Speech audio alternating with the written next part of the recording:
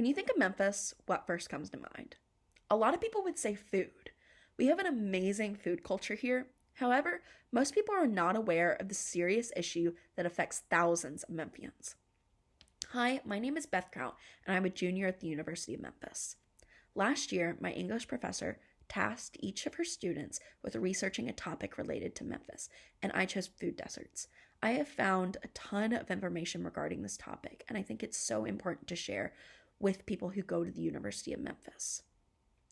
It's so important to know what issues affect the people around us and our city. Also, the first step to solving a problem is knowing what the problem is. So, a little bit of background on Memphis. The city of Memphis ranks first in hunger in the United States, making it the leading city in food deserts and food insecurity.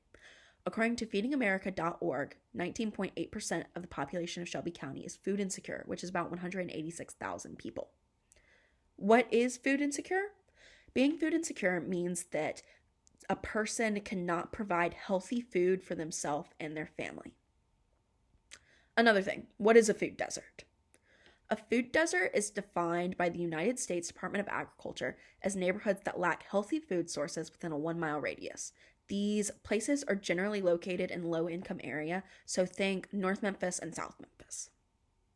With that being said, today I'm going to be telling you about how these people that live in food deserts get their food, the side effects, as well as what you can do to help. So, how do they get their food? Because they can't go to a grocery store that often, these people rely on convenience stores and fast food restaurants. When you go to a convenience store, you do not see fresh fruit or produce. You see highly produced food that is non-perishable goods and very high in carbs, fats, and sugars. Whatever produce you might find is going to be very expensive. So these people rely on the chips and sodas and whatever they can find there. They also rely on fast food restaurants because there is an abundance of them in food deserts because they are quick, cheap, and easy.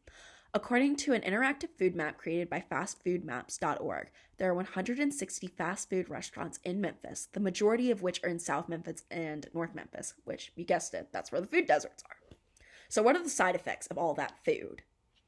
Well, overconsumption of fast food can lead to obesity, diabetes, cardiovascular disease, and other very serious health effects. There are many statistics around this, and I'm going to share a couple with you.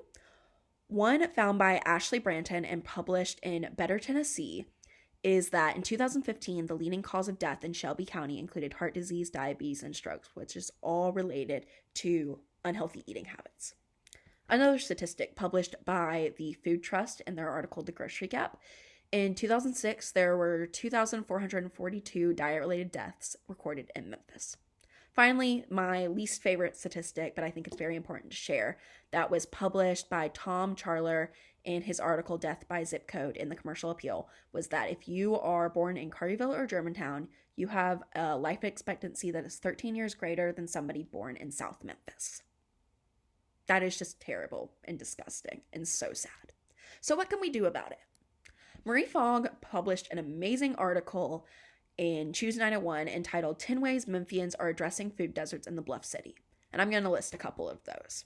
There is an organization known as the South Memphis Revitalization Action Plan, which is creating farmers market in South Memphis where people can go and get affordable produce. Another thing that's been going on in this area is Grow Memphis, which is taking vacant lots in South Memphis and Orange Mound and turning them into community gardens and community centers where people can go and they can plant food and have whatever food they want available to them as long as they grow it. Another place is Roots Memphis, which is providing food as well as jobs for people who are unemployed. They can become farmers and help grow this food, have a way to make money and a way to buy it. So, with that being said, I hope y'all have learned a bit about food deserts and can carry about this information as you go about shopping and going to the grocery store. I also very strongly encourage y'all to volunteer because every time you volunteer, it's a step towards growth in Memphis and it's a way to help these people in need. Thank you so much for listening and have a great day.